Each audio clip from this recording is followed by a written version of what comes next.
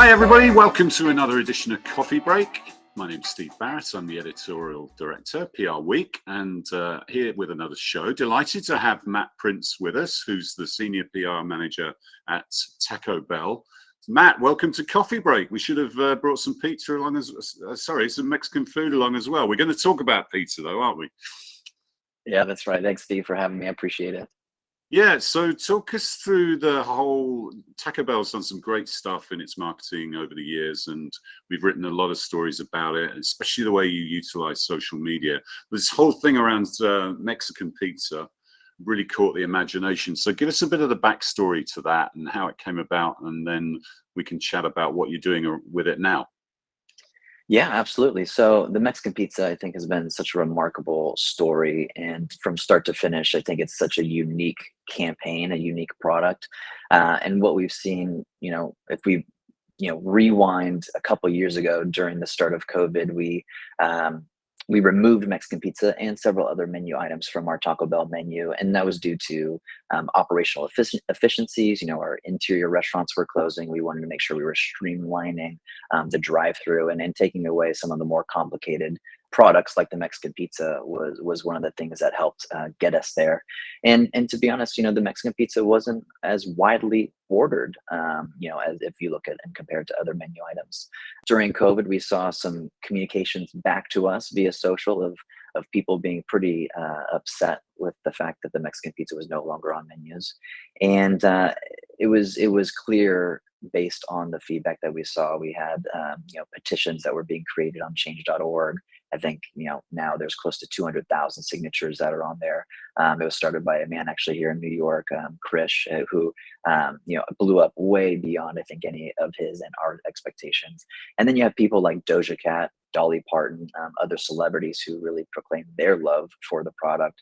And so it was really clear that there was going to be something that was part of this fun return campaign, which we had not planned to return the product. It was, we had taken it off and it was off for good.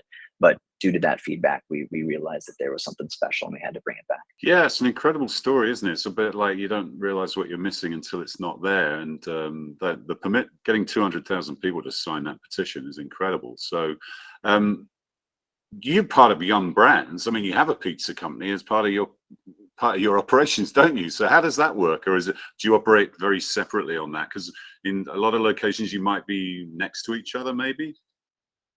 Yes, we are separated. We're headquartered in different states, but we can certainly commiserate with our sister brands and say, what's the pizza conversation like for you? But I mean, I think more than anything, we share a lot of times best practices across the industry. Yum is the biggest restaurant company in the world, so we're able to leverage each other's kind of best practices. And even if one is selling fried chicken and one is selling pizza and one is selling Mexican inspired food, there's a lot of best practices across the board that can really benefit each other. Yeah. Now tell us, so you've got this reaction and you thought, okay, we're going to bring it back. So tell us how you then activated it and how, obviously for our readers, how you communicated around it and what techniques and tools you used. Yeah, I think the separation piece of what made this campaign special was really leaning into the authenticity of the product and the consumer feedback. So if you take someone like Doja Cat, who was very vocal around the brand taking away the product, it wasn't sunshine and rainbows from her. I mean, she was very critical of the brand. She was very critical of us removing it. And I think you could have gone one of two directions with that. And for us, we wanted to lean in, and we started really what was organic and authentic. And to start, we wanted to continue that conversation, but we worked in partnership with her over the course of a year, almost a year and a half, that build out this long-term storytelling that I don't think we've ever seen from our side as well.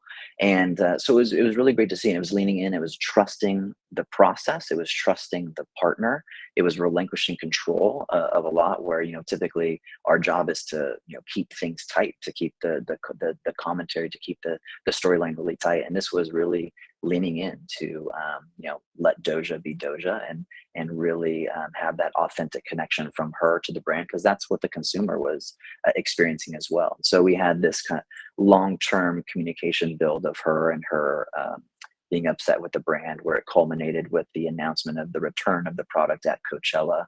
On stage, she's performing to, millions of people around the world, and she announced that the Mexican pizza was coming back, which was a special moment in and of itself. And then you have these other elements of tying into culture. So within that time, Dolly Parton had shared her love for it.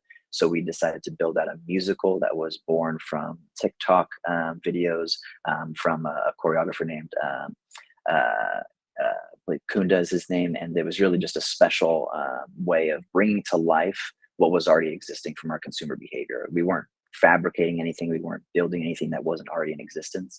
And I think that's where you see the big success pieces of this brand in general, but specifically for this campaign.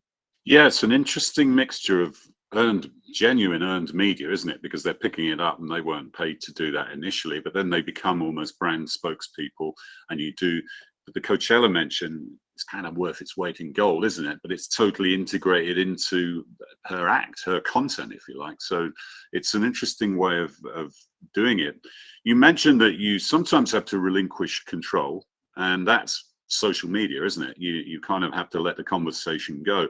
As a communicator, how do you do that? Because sometimes things can go wrong, and we've all seen examples of things that didn't necessarily play out how people thought they would. What is your advice to other communicators and marketers who are looking at this and want to try something, but it can be a little bit nerve-wracking, to be honest. It is nerve-wracking, and I think, to your point, we've seen those examples of things go horribly wrong, and so there's a lot of pressure from the individual, from the brand, to get things right. But at the same time, you still need to be able to take those risks. You still need to be able to put yourself and the brand out there, and connect with the consumer in the way that they want to be communicated to. Social listening for us, I think, is such a huge unlock for the brand success. It's one of those things that it's not proprietary information. Every brand in every state, every country has the same access to conversations. But what you do with that information, I think, is the differentiating factor. So we're able to move really quickly, and we're able to look really strategically at those conversations and understand the patterns in which the viral conversations take place. And if it's a negative news cycle, monitoring things and determining, is this increasing, is it decreasing, when do you pull the crisis response ripcord, and when do you not, and when do you just listen, and when do you kind of take different approaches to things. So we're very strategic on those elements, but it's led to some of our biggest, I think, culturally relevant moments. If you think about what we've done in the past, whether it be building out Comic-Con Demolition Man activations, or if it's building out Taco Bell weddings, or even the Taco Bell hotel. I mean, you have all of these components that the Taco Bell emoji is another great example. Programs that were built from and generated from insights that were taken from social listening. So when it's done well, you have infinite opportunities, both on the negative and positive side. So it works well for a brand. Inside baseball for a lot of people, but for our listeners, it's really interesting to know how do you interact with marketing, in doing that? Because which part do you do in the comms team, and which part do they do? I assume they leave the crisis to the PR people, because that tends to be the way it works. But you have to get that balance right and make sure you're working together and not on parallel lines. Absolutely. I mean, I think the blurred lines between PR and marketing are growing year after year. Earned media now, we found that when we're functioning as a team across paid, earned, and owned at the same time, that's when we're at our best. And we've equated it to something like a carousel, where you have this cyclical motion. But everyone's moving up and down. Sometimes paid is going to be higher, and sometimes earned is going to be lower, and then sometimes earned is going to be higher, and owned is going to be supportive. So finding that balance is really important for the teams. But nothing is done on our own, and I think that's really important, because whether it's just communicating of what's happening, or just aligning on the visual look of things that are taking place, you have to have that communication with the cross-functional brands, and you can't do it alone. And presumably, I mean, we've seen a trend that a lot of PR campaigns now do involve a lot of paid media, especially digital paid, right? Because you want to elevate what you're doing, and you've got to spend a bit of cash to do that. So does that mean you're in the PR team having to learn a lot of paid media techniques, or has that become second nature to you? I think to your point, it is part of what that learning is and why it's so important to our teams. But it's really leaning on the experts to help build it and bring it to life. But again, working with one another, not just packaging up and sending and saying, "Do your magic," throw some paid dollars to it, but understanding how newsrooms are working now, because it is shifting, and why there's that, there's the paid, advertorial side of things, which we typically don't get into.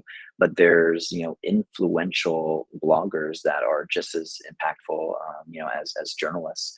And whether it be their social channels or their web platforms, there's usually dollars that are attached to some of those pieces. So I think it's being able to adapt to the modern way of the newsroom shifting and the modern way of marketing, and being able to pull your resources and push them in places that make the most impact. And tell us how you bring in your agency partners, both PR firms and creative firms, into the process to help you execute on these sort of activations. Yeah, we are our agencies are such an extension of us as an internal team. So our agency of record on the PR side is Edelman, and they've been such great partners at really building out and thinking through thoughtful approaches to anything and everything that we do. And so it's truly an extension of our team. We have a pretty small and mighty internal team, and Edelman has been such an amazing partner to build out those programs. And on the creative side, we work with Deutsche LA, and building out some of our creative materials. And another, I think, reason that pushes our success is the integration between agencies, because we have so many of the agencies are working together, whether it be advertising, or whether it be PR, or whether it be a cultural agency in Kashmir that we recently partnered with in the past year.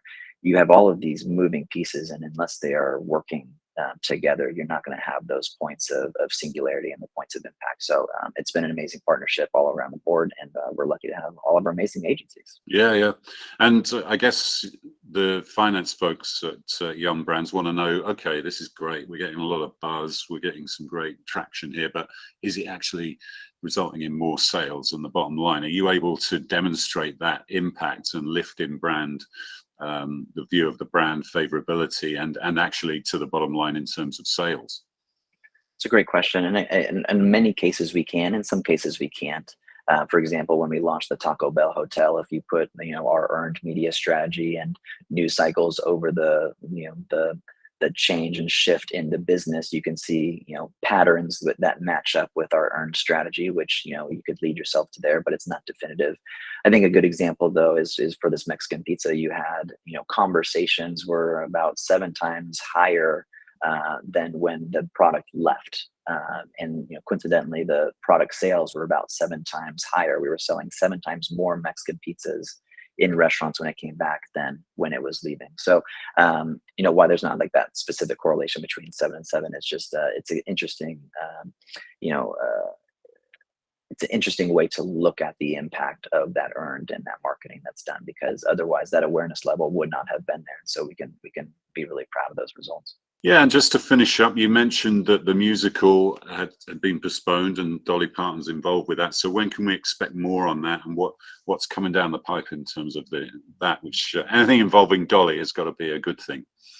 That's right. So yeah, to my point earlier, we sold 7 times more Mexican pizzas than we did originally, and so with that, we actually ran out in a lot of places of the Mexican pizza ingredients.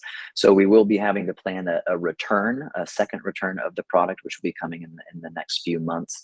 Along those lines, we will actually bring back our musical, which we had planned for earlier or later in May.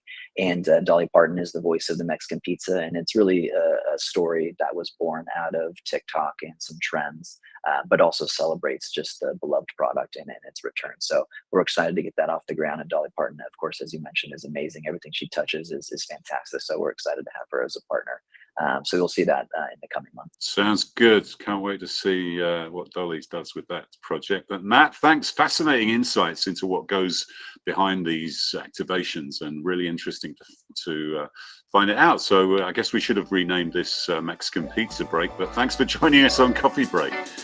Thank you, Steve. Appreciate it.